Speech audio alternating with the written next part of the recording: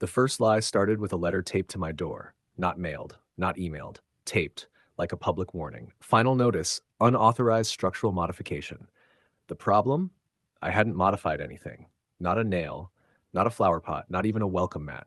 But Karen, our HOA president, self-appointed queen of suburbia, was standing across the street, sipping iced coffee, watching me read it, smiling. That was the moment I realized something was very wrong. Within a week, I had 5 violations: noise complaints while I was out of town, trash fines when my bins weren't even outside, a pet infraction for a dog I don't own.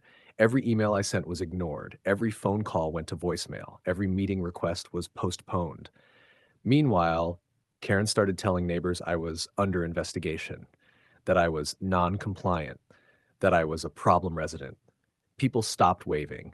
Amazon packages started disappearing. Someone even left a note on my windshield: just move if you can't follow rules. And here's the part that still shocks people. I knew she was lying. I had proof by week 2. But instead of exposing her, I did the opposite. I apologized. I paid the fake fines. I attended every HOA meeting and smiled like a defeated idiot. For 6 months, I let Karen destroy my reputation on purpose because I wasn't being bullied. I was collecting evidence, and Karen had no idea she was starring in her own downfall. For the next 6 months, I became Karen's favorite victim. Every time she issued a new violation, I replied with the same energy: "Thank you for letting me know. I'll fix it immediately." Even when there was nothing to fix. She fined me for illegal window tint. I sent receipts proving the house came that way. She ignored it and doubled the fine. She accused me of hosting unregistered guests. I live alone. I work from home. I barely leave. But Karen kept escalating, and I kept complying, paying, smiling, apologizing. Meanwhile, I quietly started recording everything: every email, every voicemail, every HOA meeting, every time she contradicted herself. I noticed patterns. Violations always came right after I spoke up in meetings, or when I refused to join her little neighborhood watch group, or when I questioned where HOA money was going. Then I found the real gold: an HOA financial report she accidentally emailed me, unredacted. It showed fines being routed into a discretionary fund, a fund only Karen and 2 board members controlled.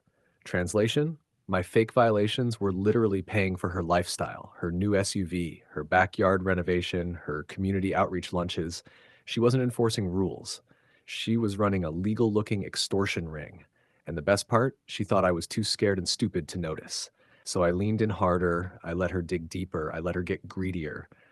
Because people like Karen don't stop when you resist. They stop when they feel untouchable. And I was about to make her feel invincible right before I pulled the floor out from under her. Before we continue, like, share, and subscribe if you enjoy real-life HOA revenge stories. And tell us where you're watching from in the comments. By month 5, Karen stopped pretending. She didn't even bother with emails anymore. She'd knock on my door herself, clipboard in hand, fake smile, power trip fully activated. "Just doing a compliance check," she'd say, scanning my porch like a cop with a warrant. Once, she fined me because my curtain color was not HOA approved. Curtains. Inside my house. Another time, she cited me for excessive electricity usage. I asked how she knew. She said, and I quote, "We can see everything from the board." That was my first real plot twist moment, because I realized Karen didn't just enjoy money, she enjoyed control. She started gossiping about me openly in meetings, calling me difficult, emotionally unstable, potentially dangerous. She even suggested I be placed on a community watch list.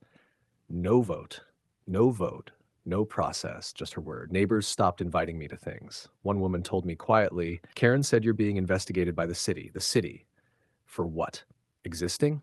And here's where it gets toxic. Karen slipped up. During one recorded meeting, she said, "As long as they keep paying the fines, there's no reason to stop." Not me. They. That's when I realized I wasn't the only target. There were at least 4 of us. All quiet, all isolated, all being milked. So I contacted them privately, compared stories, shared screenshots, synced timelines, different accusations, same pattern, same signatures, same discretionary fund. Karen wasn't running an HOA. She was running a predator system. And the funniest part, she had no idea 5 problem residents were about to become one coordinated nightmare. Karen never saw it coming. We didn't confront her. That's what she expected. Instead, we went silent. For 3 weeks, not a single complaint, no emails, no questions, no resistance. Karen thought she'd finally broken us, so she did what all predators do when they feel safe. She got sloppy. She approved a new round of fines, bigger amounts, no documentation, no inspections, just invoices. That was the mistake. One of us worked in finance, another had a cousin in local government. I had 6 months of recordings, emails, and bank trails. We didn't expose her online. We didn't start drama. We filed a joint formal complaint with the city, the housing authority, and an external auditor, all on the same day. 2 weeks later, investigators showed up at the HOA office during a live board meeting. Karen tried to laugh it off, tried to act confused, tried to say it was all a misunderstanding, until they pulled up the discretionary fund, her personal transfers, her car payments, her home renovation invoices, in front of everyone. Neighbors who once avoided me were now staring at her. The same woman who called me unstable was now shaking. Karen resigned on the spot, the board was dissolved, the fines were refunded, and the HOA was placed under external management. 6 months of lies, 6 months of humiliation, 6 months of her thinking she was untouchable, all because I pretended to be weak long enough for her to expose herself. The real twist? I never needed revenge. I just needed her to keep lying. If you enjoyed this story, like, share, and subscribe for more real-life HOA downfalls, and tell us where you're watching from in the comments.